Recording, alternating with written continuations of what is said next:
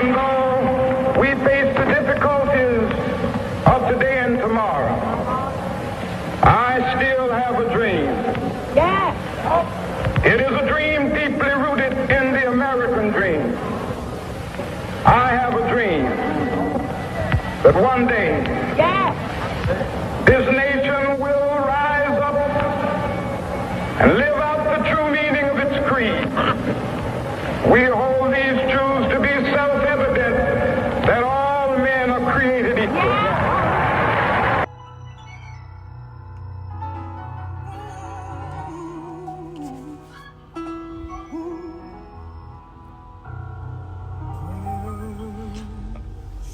Asalaamu aleykum mbokk yeeg xarit yi maa ngi leen di nuyu naan leen juma mubarak di jéggalu bu baax a baax ci irrégularité éphéméride yi fan yi en fonction des agendas professionnels comme ni mu koy faral di waxee. Donc juma mubarak pour tout le monde. lii nara nuru tey sunu dernier éphéméride de la semaine di ko fi célébrer encore une fois ci di ko introduire sunu Martin Luther King bi nga xam ni tey 4 avril 68 aussi lañ ko mujjee woon assassiné. Martin Luther King ñëpp xam nañu taxawaayam ci dundinam ak li taxoon sax finalement li mu dund ko mooy du moins gàtt ay fan. wante addina bi ñëpp jàpp nañ ni toutes les façons par A ou par B addina bi moom forfait la bu jeexee jeex na. li ëpp solo li may faral di wax du forcément gudd fan ou ñàkk gudd fan parce que bu waxtu bi ñëwee moom kenn mënu ko batal ba beneen. li ëpp solo rek mooy dundin bu am njëriñ. donc Martin Luther King ñu koy tey introduire sunu éphéméride tey ñu xamee woon ko un grand meneur des mouvements américains de droits civiques. donc tey 4 avril 68 malheureusement fi mu demoon foofu ci Tennessee lu mu nañ ko mujjee woon abattre ginnaaw bi mu taxawee ci fenêtre hôtelam bi doon fa ñëw di jàppale d'ailleurs ay travailleurs yu nekkoon foofu en mouvement de grève. donc nekkoon koo xam ni ki nag à la lignée ñoom Gandhi et beaucoup plus tôt ak Sëñ Touba nga xam ni seen lutte c'était une lutte non violente. Martin Luther King aussi nekkoon na ci dynamique boobu. li ñu mën a wax ci moom les droits civiques ñëpp xam nañu taxawaayam ba ci jamono boobu ak ñoom Malcolm X. li ñu liggéey ci domaine boobu yëpp quel que soit finalement ñoom seen njeexitalu àddina contribuer woon nañu bu baax pour faire évoluer les questions. D'ailleurs ci décès Martin Luther King la ñu aboliroon ay politique ségrégationniste yu bëri foofu ci États-Unis. donc moom fin mars 1968 donc la ñu woon foofu ci Tennessee mu amoon ay grévistes yi nga xam ni ay éboueurs ñoo doon grève foofu parce que jàppoon nañ ni chaque fois bu ay température bi météo bi favorableul kenn daaw leen woon donc daaw ñëwoon liggéey kenn daaw leen woon fay. wante liggéeykat yu tubaab yi bu ñu naan même bu ñu liggéeyul dañ leen daan fay. genre ségrégation boobu mu amoon foofu mu ñëwoon foofu ci Tennessee di leen jàppale foofu. donc mu amoon nag benn waay bi nga xam ni moom ma fa ñëwoon ñun mu nekkoon benn genre ségrégationniste moom ci boppam ñu accusé woon ko foofu meurtre bi. au début fexe woon nañu ba mu avouer pour éviter la peine de mort. donc a déjà arrêté woon que 2 mois plus tard foofu ci aéroport de Londres. Par la suite pour éviter la peine de mort donc mujjee woon plaidé coupable. Quelques années plus tard le mujjee woon rétracté wu wante finalement prison le mujjee décédé en 98 kenn mujjewul woon jël ay aveu parce que moom finalement xel yi commencé woon ñaaw d'ailleurs à partir de ce moment-là di commencé xalaat plutôt ay théorie complotiste lu mel ni Martin Luther King amoon ñeen ñoo xam ni ñoo si dugaloon seeni loxo bien entendu bien après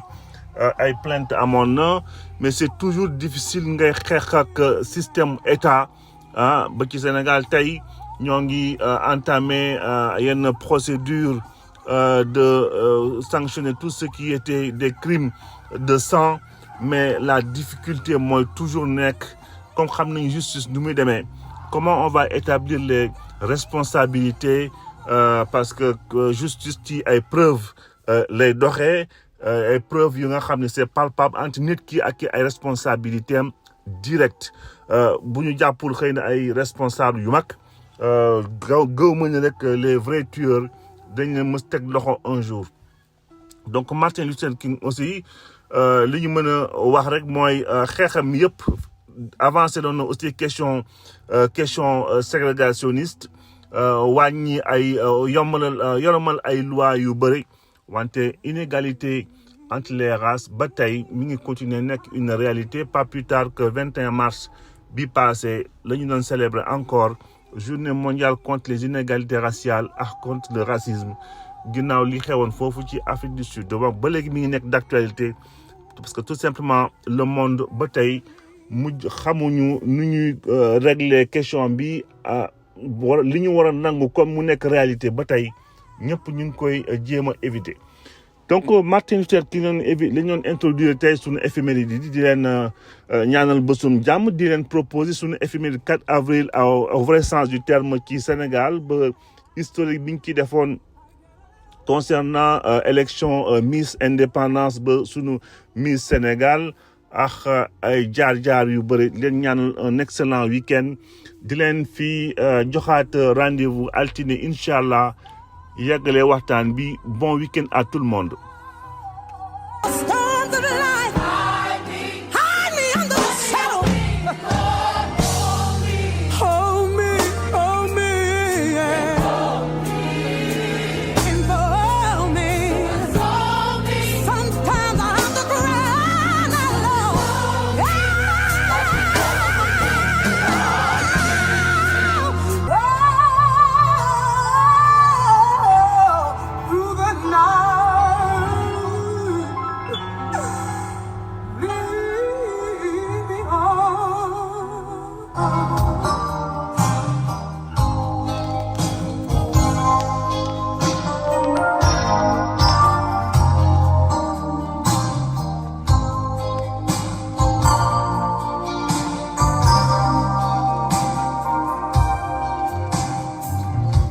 tey ci sunu 4 avril 2024 bi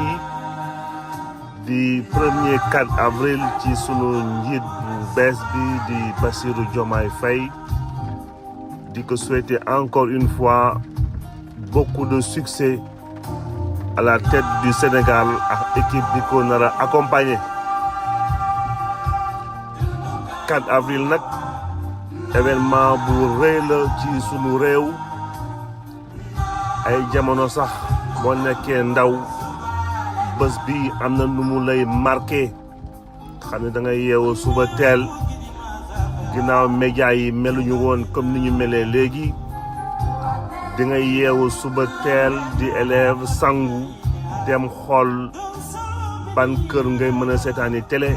seetaani défilé 4 avril mais le monde a changé donc di ñëw ci sunu événement bi tey di 4 avril bi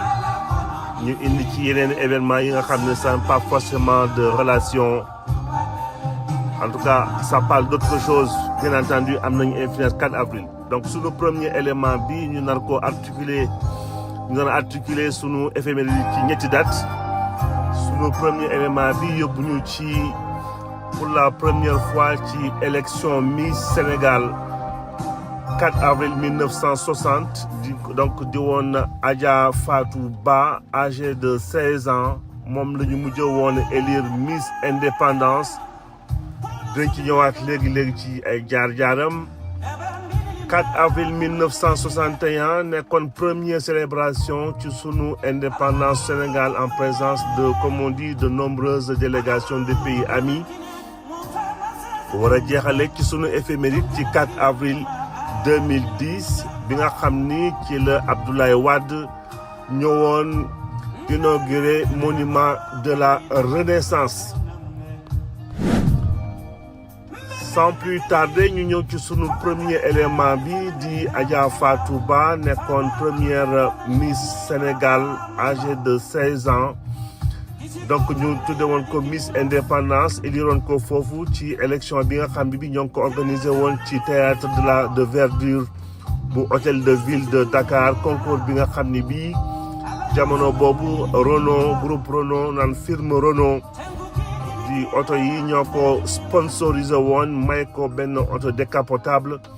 C'est ainsi que la nekkoon premier Miss Sénégal. Ndaw si nag Adja Fatou Ba marqué woon na bu baax ci sunu histoire réew. Déjà moom personnellement ci ay anecdotes am et tout nekk na koo xam ne kii teeloon nañ ko may sax borom kër déjà à l'âge de 13 ans dans le cadre d'un mariage forcé. Loolu jamono boobu c'était de coutume. Wante Miss bi mi ngi ñëw déjà ci élection bi nga xam ne bii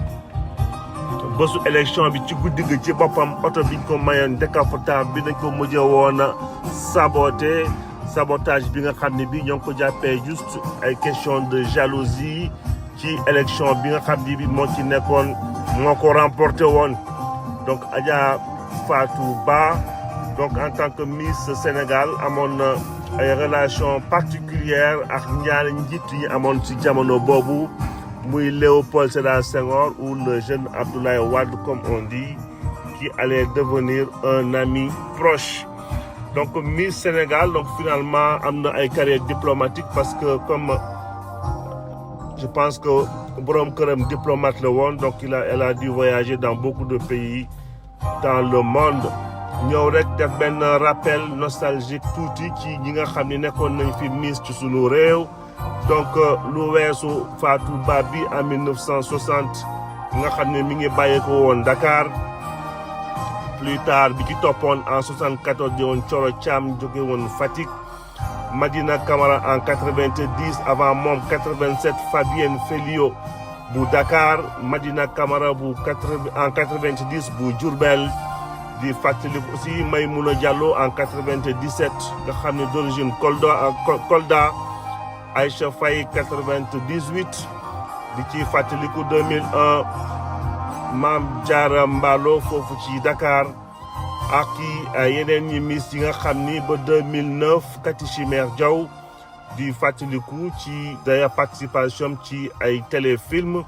lépp di nga xam ni ñoo ngi mandargaal viwu élection Miss Sénégal. te fu ñu waxee élection Miss Sénégal bien entendu danañ ci sunu xel dafay dem ci Moïse Ambroise Gomis nga xam ne defoon na ci liggéey bu am solo ba par la suite Miss Jongoma bi nga xam ne moo ko inauguré woon. ñu doon wax ci élection Miss Sénégal ñëw ci sunu deuxième élément bi di célébration de fête de l'indépendance pour la première fois ci sunu réew du 4 avril 1961. 4 avril 1961 donc pour la première fois sunu réew donc mi nga xam ne bi proclamé woon nañu sunu indépendance bu nekkoon une république déjà le 4 avril 1960 donc tey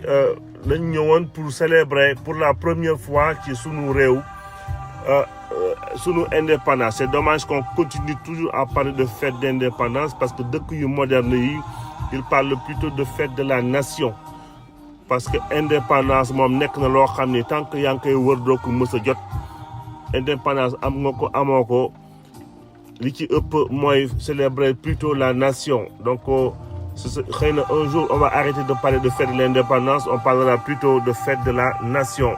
Donc 4 avril 1960 bi ci accord bi nga xam ne bi entre général de Gaulle ak Léopold Sédar Senghor foofu la ñu mujjee woon am indépendance fédération du Mali bi nga xam ne bii moo réunion Sénégal ak Soudan français du Mali ñaari colonie yi nga xam ni ñoo bokkoon ci AOF. Indépendance effective bi nag mi ngi ñëwoon ci 20 juin bi mais dès le 20 août Sénégal mujjee woon retiré wu ci fédération du Mali 5 jours plus tard Léopold Sédar Senghor mujjee nekk sunu premier président de la République du Sénégal avec une constitution bi nga xam ne bii dañ ko calqué à 100% à celle de la 5e République bu France. ñëwoon nañu ci jaaru crise yi amoon ci fédération du Mali yi nga xam ni entre Senghor ak Modibo Keïta jéemoon nañu bien entendu ci suuf Mamadou Dia mi ngi woon foofu ci suuf donc loolu lépp ci xeex bi nga xam ni bi commencé woon na ci kan mooy diriger armée bi entre ñaari réew yi bi Modibo Keïta bëggoon imposer nitam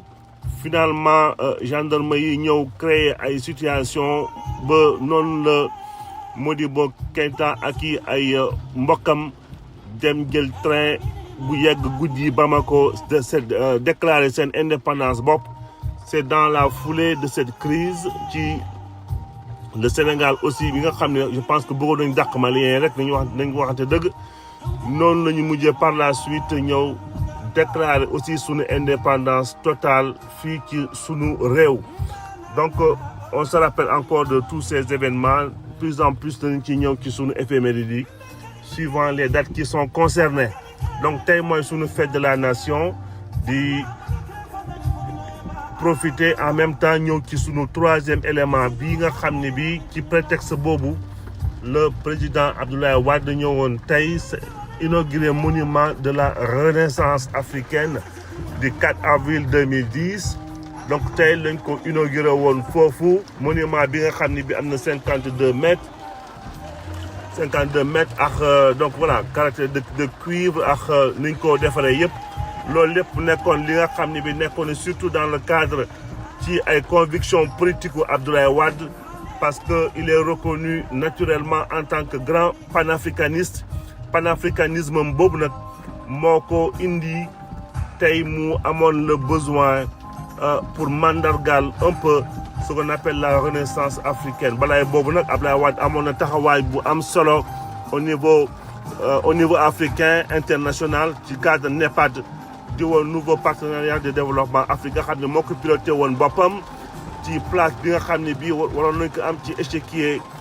au niveau africain donc monument de la renaissance ci parmi d'autres œuvres yi nga xam ne bii Abdoulaye Wade métro kii woon na ko defoon na ko sunu réew noonu la ñu defaree monument de la renaissance entre autres ba ci ay corniche bi ni ñu ko defaree avec d'autres œuvres donc ci cadre boobu la ñu defee monument de la renaissance on parle de 2010 n'oublions pas qu'Abdoulaye Wade a quitté le pouvoir en 2012 donc forcément jamono boobu fekkoon na opposition bi aussi sonal bu baax a baax Abdoulaye Wade donc c'était les grands pourfendeurs ci ñi nga xam ne ñu mel ni Amath Dansokho ak Ousmane Tanor Dieng ci biir Sénégal ñi fi nekkoon opposition boobu xawoon nañoo sonal Abdoulaye Wade ci critique monument de la renaissance bi nga xam ne jàppee woon nañ ko que investissement la bu amul woon njëriñ en tout cas nekkuloon ci priorité suñu askan ci jamono boobu là et pourtant on parle d'un monument bi nga xam ne bi c'était entre 9 et 15 milliards de francs CFA nga xam ne bi ci entre Abdoulaye Wade ak Pierre Goudiaby Atepa nga xam ni ñoo nekkoon les architectes noonu la coûté woon là on parle des œuvres tey ci cadre Macky Sall de centaines voire de milliers de milliards de francs CFA alors que là malgré tout le bruit ça ne faisait que même ça ne dépassait pas les 15 milliards de francs CFA et la preuve d'ailleurs même bi fi Abdoulaye Wade jógee c'est pas pour autant qu'ils aient démoli le monument de la Renaissance comme niñ ko promettroon à l'époque donc di wax rek donc je pense que c'était quand même une bonne chose de l'avoir fait malgré pourfendeur yi nga xam ni d'accord lu ñu woon ci projet bi ci jamono boobu bien entendu ñu nekkoon ci xeexu opposition donc loolu lañu doon bëggoon wax ci monument de la Renaissance monument bu intéressant la nga xam ne bi mérité na xëy na un jour ñu gën ko exploiter au niveau événementiel au niveau ni ñu koy intégrer ci sunu parcours touristique ci biir Sénégal te buñ ko couplé forcément hébergement yi nga xam ni bi war nañ ko am sunu développement touristique danañ def leneen lu dul uniquement gagné si